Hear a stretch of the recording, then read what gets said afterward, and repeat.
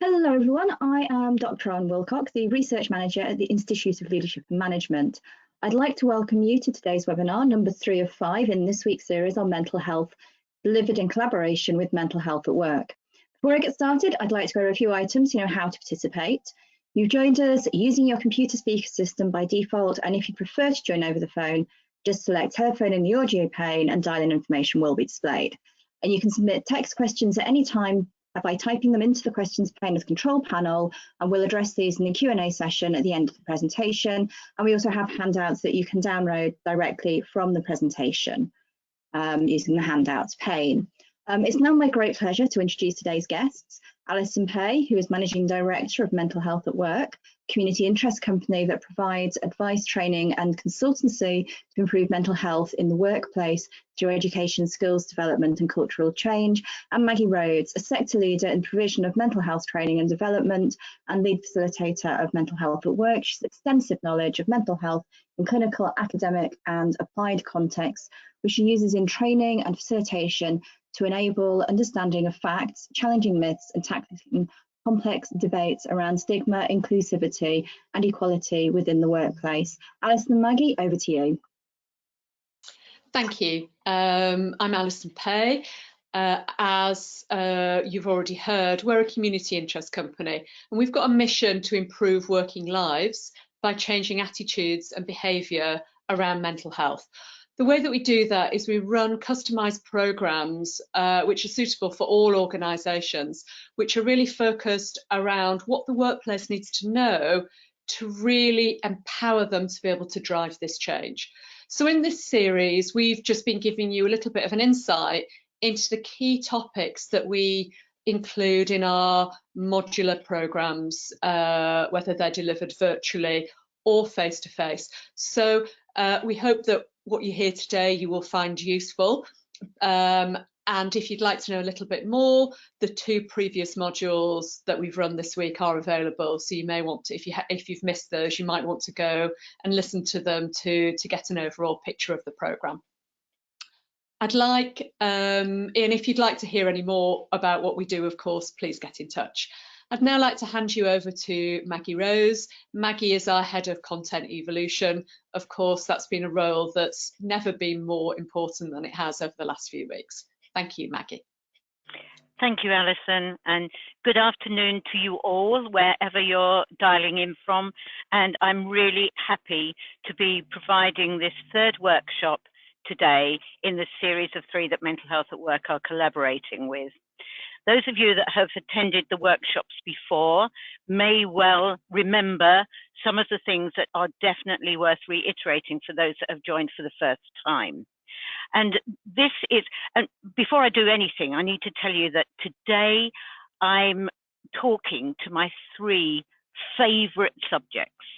And my first favorite subject is mental health. My second favorite subject is culture.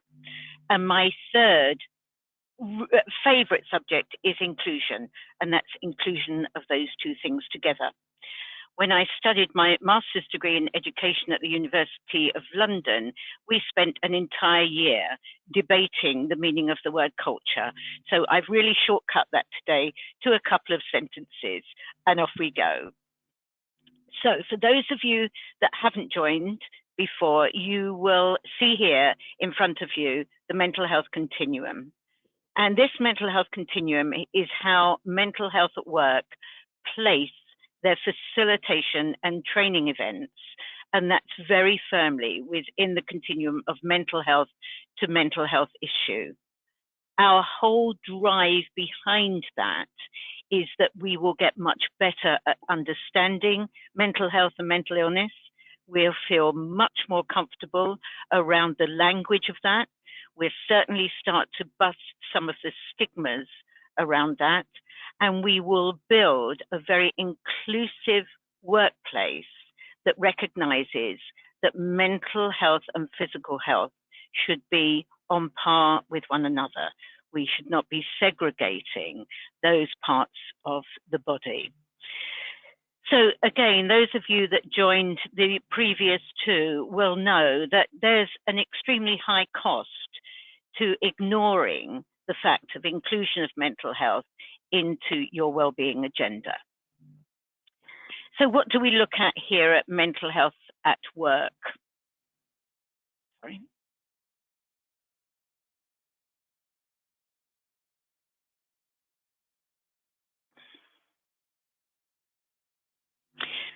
So in terms of looking at culture, and I'm sure that you've talked in your courses about the meaning of culture, you know, why do we talk so much about culture in the workplace? Well, the reason why is the first thing is now, in the current situation, our culture attracts talent or not. So the actual culture of the organization drives engagement and retention and impacts on people's happiness and satisfaction. So we need to concentrate on how we're viewing culture, certainly in the here and now. So at Mental Health at Work, we're there to remind people to include mental health in the whole health agenda. We're looking for a workplace that is inclusive and challenges stigma. Now, this has been an interesting journey for us because there are so many hidden stigmas. And in the previous workshops, we've discussed how much stigma and myth is related to the language of mental health. Moving round, a workplace that is open and honest and supportive is a workplace that is much more likely to have a strong culture around mental health. We can no longer brush this under the carpet. We can no longer ignore or be frightened of the fact that where there's health, there's mental health. So let's look towards a workplace where people view physical and mental health with complete parity. And we don't need to know why somebody has lost their health, whether it be mental or physical. Raising literacy across the organization is something that all organizations need to think about. We can't hope to have a workplace culture that's open and honest if we're not using the language and understanding the purpose of the language that we're using around mental health. This is everybody's responsibility. It's my responsibility to disclose to you what my feelings or thoughts or issues are in order for your responsibility to kick in and start to offer support and understanding, and your responsibility and my responsibility together lead a very clear pathway into some good support mechanisms, reasonable adjustments, signposting, and hopefully a positive experience that will stop people from becoming worse because of the workplace. Without a doubt, I've been in mental health at work now for nearly 5 years since its inception, and the most important factor about the workplace culture and mental health is skilled and confident leadership. We need role modeling, we need changes of attitudes at the very top, we need to take out the fear and the trepidation around the topic itself, and we need to normalize conversations around it. One of my favorite quotes that I came away from my master's degree was that culture eats strategy for breakfast. And I think we need to remember that too, that you can have all the best strategy in the world for well-being, for inclusion and diversity, but actually you need to take a good, strong look at the culture underneath that. So again, we have absolute evidence that this may cost money, but actually your return on investment is tenfold. Understanding cultural change, noticing and managing and supporting and signposting is what is going to save you money on sickness, on absenteeism, and on presenteeism. If people haven't come across the word presenteeism, it's when you're at work but not functioning to your capacity, competence, or confidence, and therefore you are not doing the job to the best of your ability. Now, I went over to the CIPD to have a look at what some of their top tips are, and I was trying to map these top tips against the current situation. And so it's quite interesting, and I would really appreciate your responses to this in chat. But suddenly, these top tips for healthy remote working pose a real question for leaders and managers. Putting safety first, what do they mean by that? How do you put safety first? What we're hearing from people that are joining webinars and joining in is it's really, really difficult to spot when people are not doing well. It is difficult to know whether people are being open and honest and truthful. And of course, underneath that will be your leadership and management skill of trust and being confidential and authentic. But putting safety first, is that the safety of the workplace? Is that the safety of the individual? And I think what we're always saying is putting people first. Knowing when to step away from your desk. Now, our current statistics are telling us that this is difficult for people. Just a statistic that came out on May the 7th is suggesting that a lot of us are working between 28 and 35 hours more per week than we normally do. So just think about this. How are you monitoring this? How are you going to prevent people from burning out? How are you going to manage compassion fatigue when people are trying to do their very best? And certainly underneath that is the expectations for leaders and managers to look at whether you have moved your expectations along with your remote working and your expectation of working from home. Minimizing stress. How do we do this now as leaders and managers? It's one of the most popular questions that come out of these webinars. How do we minimize stress? Can we even minimize stress? Well, my suggestion is at the moment that this is very, very difficult. We are having daily updates of quite distressing and sometimes alarming news. So those of you that came to my first session where I talked about what's filling up your stress buckets, what's filling up your bottles, and we know that it's not just about work, but it's about home life, it's about the space that you're working in, it's about your hopes and fears, the things that you've missed. And just before I came on to the session today, I was listening to a very interesting podcast about grief.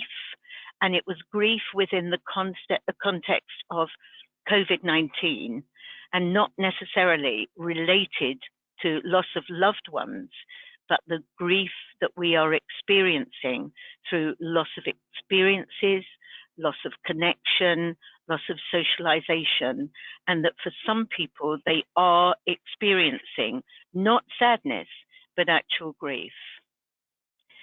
Having your daily virtual huddles, meetings, video conferences, it's a great idea, but can I just ask you to look under the agenda for that? We're all very pressurized at the moment, and sometimes those daily virtual huddles are more to do with the work than the people. Let's turn that around and make it more to do with the people than the work. At Mental Health at Work, we've dedicated one day, that's a Wednesday, that when we have our huddle on a Wednesday, we don't talk about work, we talk about ourselves. It's working incredibly well for us.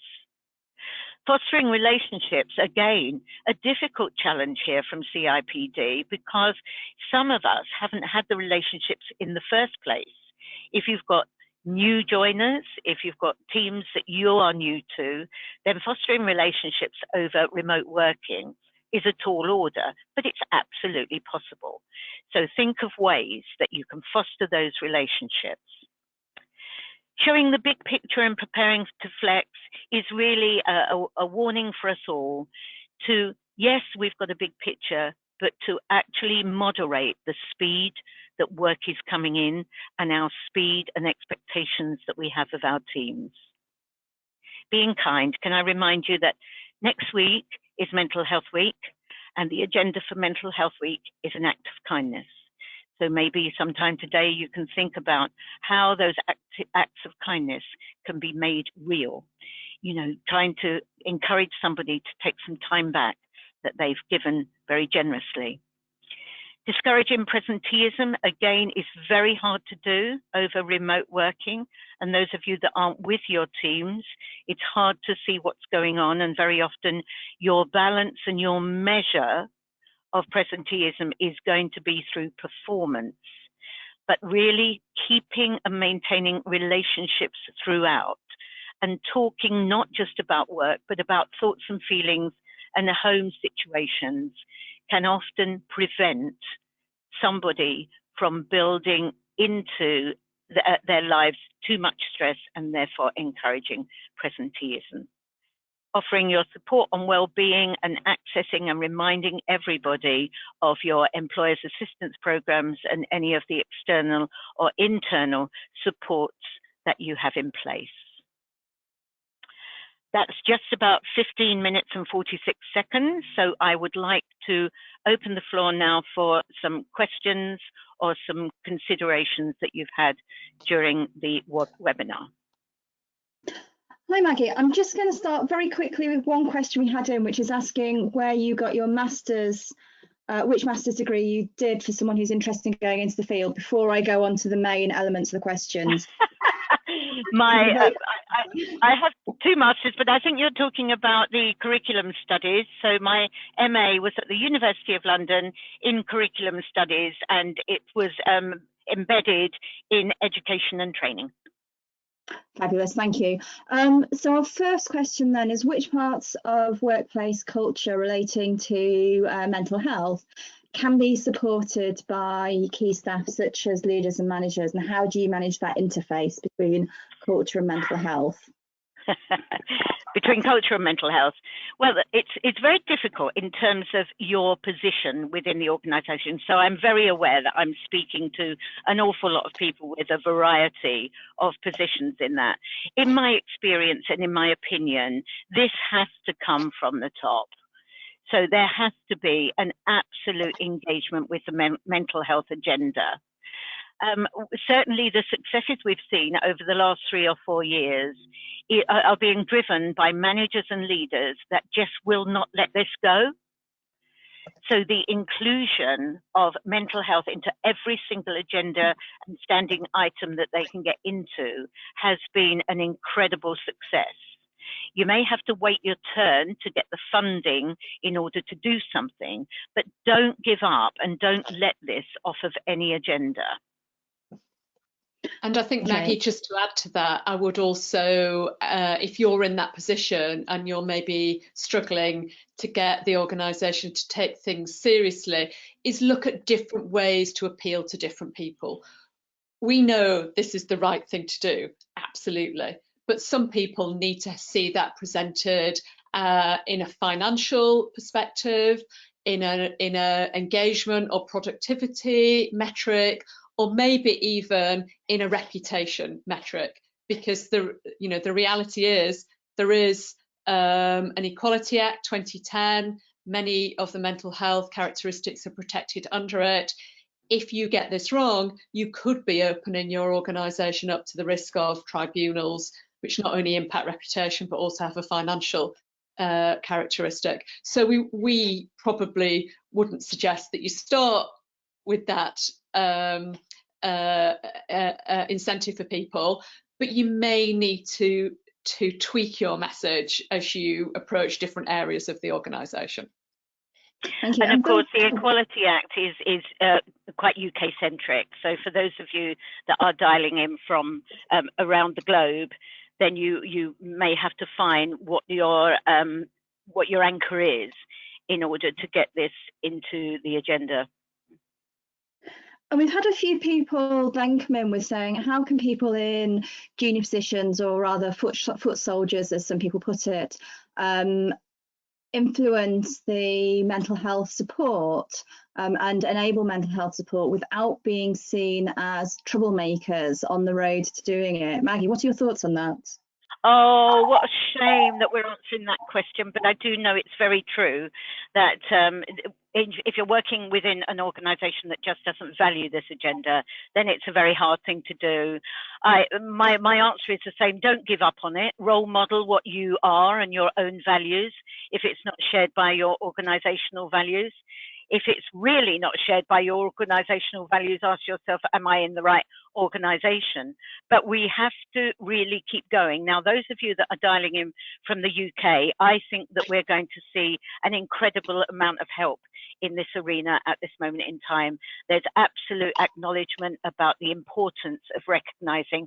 We've seen, Alison and I have seen a huge change over the last 24 months, but certainly within the last month, I think there's going to be an awful lot of support. Certainly, I can only speak from the UK at the moment, but certainly on this agenda. So I would hope that those people who are reluctant certainly will get on this bandwagon very quickly. Absolutely, and I think, you know, so again, in the UK, we have moved way beyond just the first step, which is talking about mental health, to actually action and people doing things in the workplace, recognising that there are skills associated with this, that it is a journey, but you can't just tell people to go and do things differently. Actually, those skills kind of we need some training to be able to get good at them. And that's a small investment. For those of you that want to read a little bit more about the ROI that I shared with you, that's a Deloitte's publication, and it's a lot bigger than what I've showed to you. But sometimes the financial argument is one that we have to make too, that it's silly to think that you haven't got money to invest in mental health because it's costing you so very much money to not do that. We can give you the link to that Deloitte's piece. Yeah, that would be great. It's actually really interested in that myself. So again, we've got under COVID, a lot of people are working remotely. And how do you best monitor workplace culture and mental health within the workplace culture when people are working at home away from colleagues? What strategies can people use? Oh, do you know, when I was thinking this through this morning and just revisiting my own presentation, I was thinking about that very thing, saying, you know, have we still got, and this is a question for you from me, have we still got a workplace culture when we're actually working from home? Or have we got a home-based culture that is trying to fit work into it? So I think it's a really interesting thing that how much are we retaining of our workplace culture? And that's something for leaders and managers to think about. How can we live our values when we're not all together? So I think that the starting point for me is always going to be the people. Just make sure that your people are all right and that they know that what you say is coming from a genuine and authentic place. And that what they know is they are more important than the task. So I think when you're working in organizations that have values that add up to the culture of that workplace, pick out the values that we can live and try and live them. You know, make personal contact with people as well as team contact. Alison, it looks like you're going to come in with something there. No, I absolutely agree. You know, it's a time for, you know, look into the organisational values that you've got and what do they really mean in this environment, rather than trying to pigeonhole what we did do when we're all trying to work from home. You see, if you're looking at all of the, and I don't know how much studies you've done so far about culture, but when you're looking at the components of culture, okay, leadership and management have got to be top. And then you've got your workplace practice. Well, your workplace is often now at home. You've got your policies and procedures. And actually, most of us aren't even thinking about those at the moment. You've got your working environment, and that has now become your home. So the only two things that you've really got control over at this moment in time is your communications and your mission and values. So revisit them, because we often don't revisit them, and see what it is you can do as a leader or manager to at least keep those things intact. Thank you. And we had a question that came up yesterday we didn't quite have time for, but it's asking about the impact on mental health of tackling difficult customers, clients over the phone, where especially when your home is your sanctuary and your safe space, and you're bringing that, you're basically violating that safe space. What are your thoughts or advice on how you manage that and how managers can manage that for their colleagues? Okay, so is this call centres really? It related to call centres, but also I think dealing with difficult customers, clients. A lot of people have different stakeholders. It might even be colleagues occasionally, but a lot of people have complex relationships they manage that may be call centres, or maybe, broader speaking, people with complicated issues that are getting angry about it. So yeah, I think there's several parts to that question, but I'll attempt to answer them. We have a golden rule in mental health when you're working clinically that saying less is always more, and so listening to somebody rant and rave without taking that personally is the first step to advice in that area. However, that's much easier than it sounds. But certainly, I think one of the most important things in this is what happens after the calls. So if we're listening and we're saying little and we're constantly, behaving in the way that our policies or our protocols are telling us, then what about when you come off of that call? How are people checking in on you? Now, we have a very similar situation within our team, because often we're hearing very difficult things within workshops. People are phoning us and asking us for advice on very tragic situations.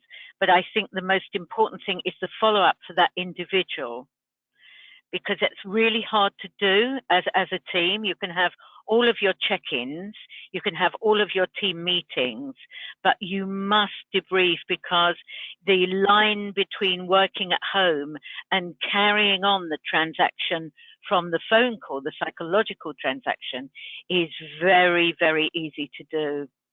So some kind of act that delineates and sets boundaries on your work and your home. Mm-hmm. Alison, did you have anything to add to that at all? No, I mean, for me, I would just echo that point about boundaries, about knowing that your leaders and managers are supportive of you when you are setting boundaries, that you're able to talk about them, and that there's a respect around them. And I think that's equally important within your own organisation as it is when you're dealing with external customers. And that will be different things for different people. Lots of organisations pre-COVID, had rules about when you can send emails and when you can respond to emails, and there isn't one answer. This is very much an organisation and an individual level, but that's another area where I'd really encourage everyone to rethink that, because it's all too easy when we're constantly working at home to be checking or sending emails late at night, which all can start to have an impact on people. So boundaries is the watchword really around this. Thank you. And our final question, we've got about a minute for this. So there appears to be very little support or guidance for self-employed in terms of managing mental health. What would you advise people who are self-employed or freelancing in terms of managing their mental health, as well as the mental health of their clients and colleagues? Oh, that is so very true. And I think just in the limited time we've got left, can I really urge you, there are some fantastic podcasts at the moment. There are some really valuable tips on a variety of sites. Mind gives some really, really good information, mental health per se, linking in and trying to be honest with your partners or your home or your friends. And really, if you don't belong to an organizational membership, then maybe you want to think about that during this time. Thank you. So I'm afraid that's all we've got time for. Thank you everyone who's joined us today, and thank you very much for our presenters, Maggie and Alison. We have 2 more webinars on mental health running this week, so please do join us for those. And also please complete the survey that will be sent out to you the survey at the end of the webinar, and also we've got a research survey we're sending out to you. So once you leave the webinar, you'll receive that survey, and we appreciate complete it, provide your feedback, and you'll get a follow-up email within 24 hours with a link to the recording of the presentation. And on behalf of the Institute of Leadership Management and our presenters, thank you very much for joining us today, and enjoy the rest of your day. Goodbye. Please go safely. Bye.